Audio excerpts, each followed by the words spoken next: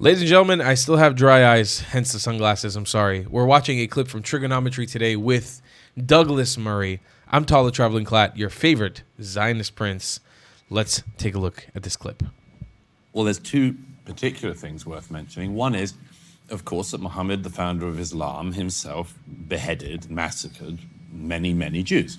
Famously, there's one battle in particular, and the Banu Quraysh. It's a story you can find in the Quran and the Hadith, and of course, it's because the Jews would not accept the revelation of Muhammad, such as it was.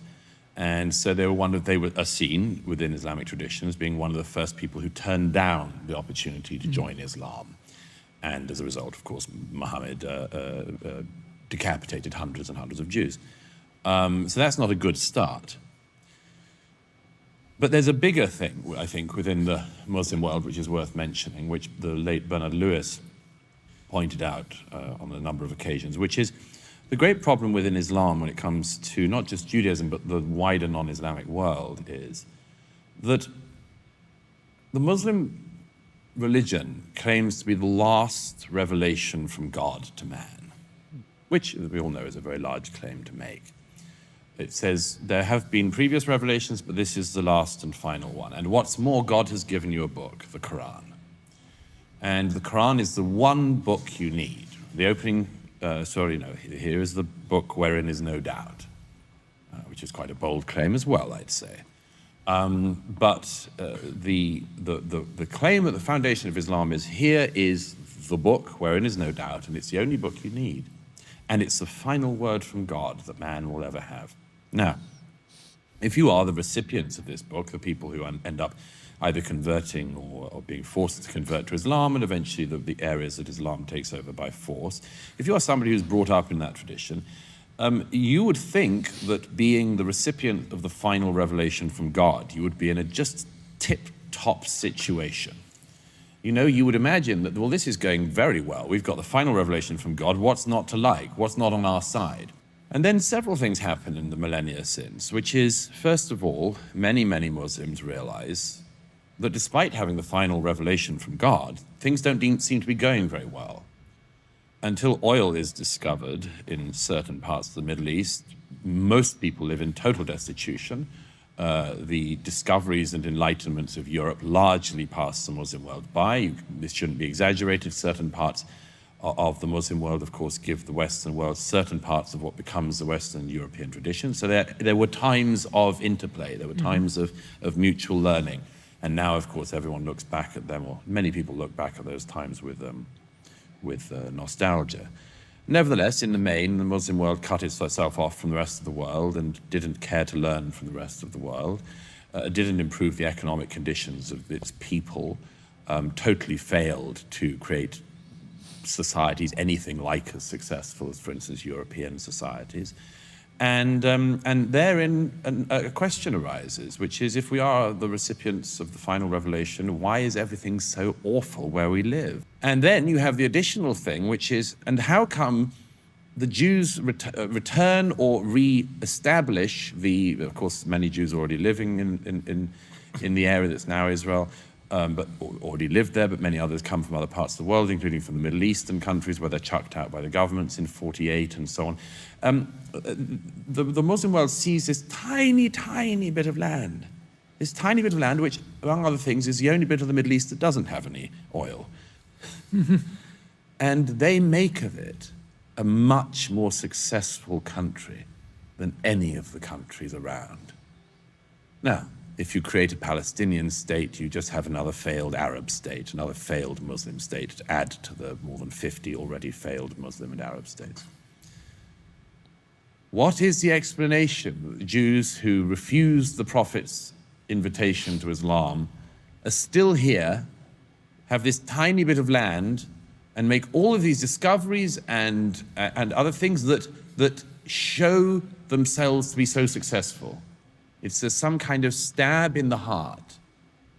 And instead of saying, we're doing this wrong, the thing is, the Jews are doing something right, and that must mean that they've rigged the game.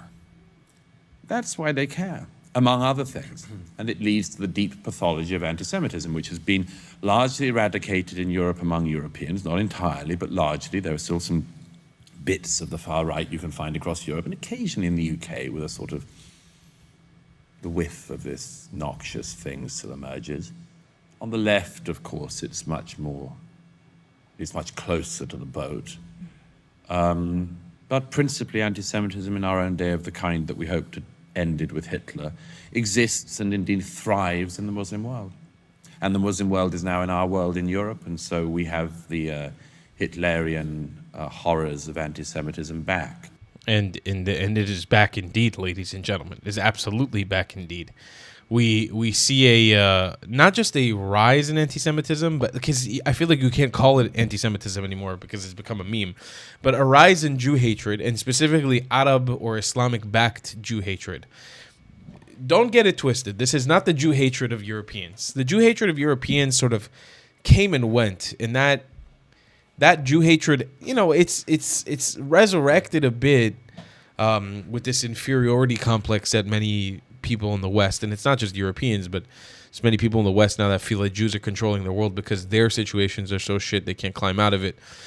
So they just need to blame somebody. They need a scapegoat, and that's fine. That's a normal human condition. But the Arab anti-Semitism, the dimitude that we see Arabs portraying onto Jews and then Christians and other people as well, that's what's resurging, and that Western people, specifically white Western people, or people in the West that are descendant of Europeans, are having a hard time understanding. Why? I was talking with a friend, Sammy, this week about it, who's from the UK. Sammy Yahoud. You guys must have seen him. We've done some reactions to him before. He's a great guy. He's a Jew of British and Egyptian descent. We have spent, and I say we, like collective Western society, have spent the last 10 years, since I've become a young man, since I graduated high school in 2014 and progressed into my life, we have spent the better part of 10, 15 years telling people of European descent, white people, that they're terrible. We all did it. White people did it to each other. Black people did it to white people. Asian people did it to white people. Indians did it to white people. South Asians.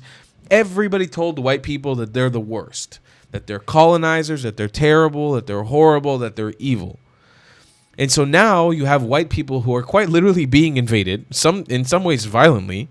White people. Also, I hate that. Like, I hate the moniker of like white people, black people, whatever it is. I hate that terminology, but let's look at it from that lens real quick. Those people, that group of white people, now genuinely believe that they're inferior.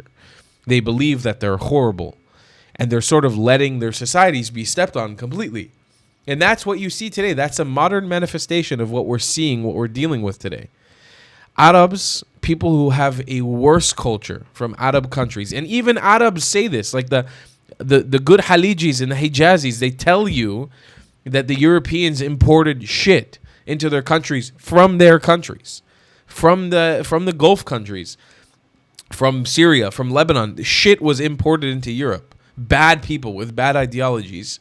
And they're infiltrating, taking over. But because we've spent such a long time desensitizing people of European descent to action and telling them that inaction is the good thing to do, and now this is what you deserve for being terrible, for your ancestors being horrible, that you should just let it happen. And that's what we see today. What is Israel? Israel's a big fuck you in the face to all of that, which is what Douglas is talking about in this video. Israel is literally the pinnacle of fuck you. That's why everybody hates Israel, because it's the only successful sort of nativity land back experiment in the world. Or, sorry, not in the world, but in the Middle East. It's the only group of people who coalesced and said, you know what, fuck it, we're not down with the colonization. Sorry, Arabs can't colonize this land anymore. We're going to undo the colonization. We're going to bring it back several thousand years. Yeah, it's a lot of trauma that comes that is involved with bringing back a society from thousands of years. Yeah, people die. Injustice has happened. It's true. I will agree with you. Bad things are going to happen during that process. 100%. But it's the only successful movement that has happened in the Middle East. And trust me, it's inspiring others. You have all these ethnic minorities in the Middle East that are watching very carefully Israel keep kicking ass over and over again, and they've been watching us for a while. And they're saying, I want a slice of that as well. I don't want to live under Arab supremacy. Exact opposite is happening in Europe. We've told Europeans, don't fight, let it happen, let it happen, let it happen. Your shit, your society's shit. And this is what we end up with. It's exactly what we see today. We end up with exactly this. And it's honestly the saddest thing in the world.